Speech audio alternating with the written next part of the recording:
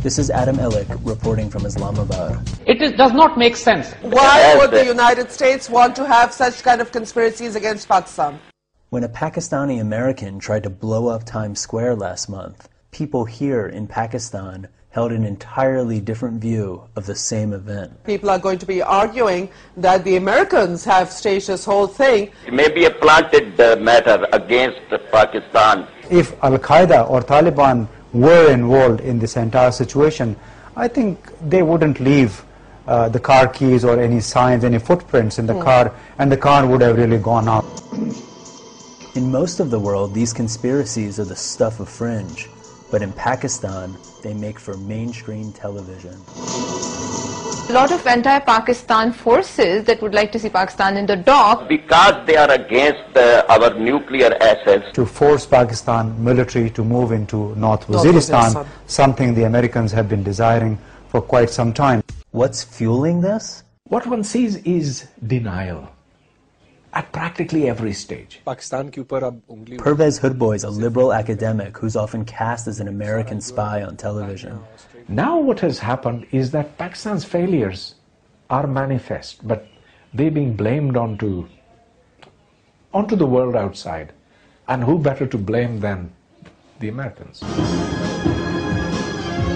As America bids for the hearts and minds in Pakistan, television talk shows are demonizing the United States for having meddled in the region for decades, and most recently for staging Faisal Shahzad as the Times Square bomber. Shahzad is a big deal in Pakistan. Adnan Rehmat's a media analyst. We've got more Fox TV than the US has. 8 years ago, Pakistan had only one TV news channel. Now there's 26, and their viewers are the educated urban elite, people like Faisal Shahzad.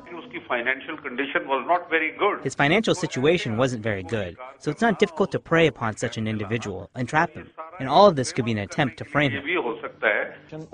U.S. officials acknowledge the problem. We're not getting through. We're not being very effective, and that's our fault. We are not communicating very effectively to the people of Pakistan. Richard Holbrooke, the U.S. Special Envoy to Afghanistan and Pakistan. Holbrooke's first press conference in Pakistan lasted a full 14 minutes, and he took only 2 questions. I'm sorry, we are going to leave, so please.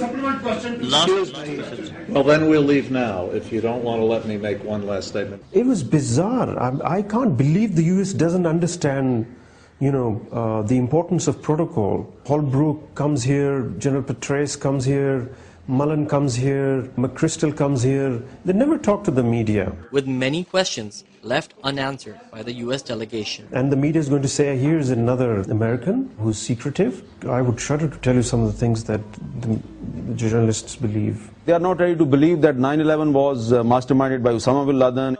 Even more moderate talk show hosts like Hamid Mir are frustrated by America's approach. Madam Hillary Clinton, she gave an interview to 4 or 5 anchors. I was one of them. This parliament adopted unanimous resolution against US drone attacks.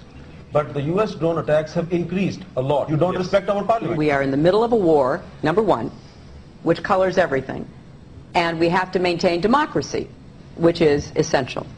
And that is our goal. We want to win the war and we want to support democracy. She never gave a clear answer. We don't see any statements from the American officials. U.S. officials here have been largely silent on the Times Square case, and that alone has heightened suspicions among the cable TV generation. Truly, my opinion is it's a government set up inside the government from the American government. At the only cinema in the Pakistani capital region, young people are unconvinced that terrorism's homegrown. I don't know if they have their origins from Pakistan, so we're not sure about that. Conspiracies are also prevalent in national newspapers, which are read by older Pakistanis.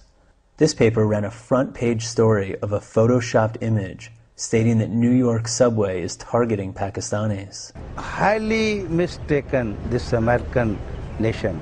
At the Supreme Court Bar Association, lawyers blame American think tanks for the failed bomb. There are think tanks working in America.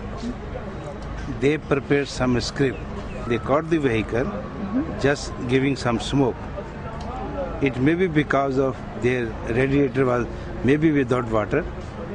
These type of conspiracies have been popularized by TV icons like Zaid Hamid. We are either hated or loved fanatically. With fervent nationalism, Mr. Hamid mobilized Pakistan's depressed youth against American policy. We want to be left alone as free people, like every American would want to be, every Texan would want to be. In any other country, he would be locked up behind bars for inciting violence. Pleasure to welcome you on this show. Thank you very much. It's an honor to be here. His highly rated TV show ended this month. Now Mr. Hamid appears on other talk programs and publishes books and DVDs. His Facebook page is Pakistan's third most popular. His followers, celebrity musicians and fashion designers. The magical words and wisdom of Mr. Zaid Hamid.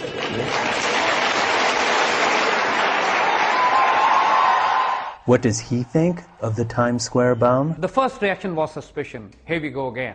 And especially the fact that later on the information came that he'd been buying firecrackers from a shop. No terrorist in the world has ever been able to blow up anything from firecrackers. It was Hillary Clinton that gave a fillip to the conspiracy theorists. Hillary giving these ridiculous, nonsensical statements. Right. These are shameless statements. If, heaven forbid, an attack like this that we can trace back to Pakistan were to have been successful, there would be very severe consequences. We are a Muslim nation, nuclear powered, 170 million.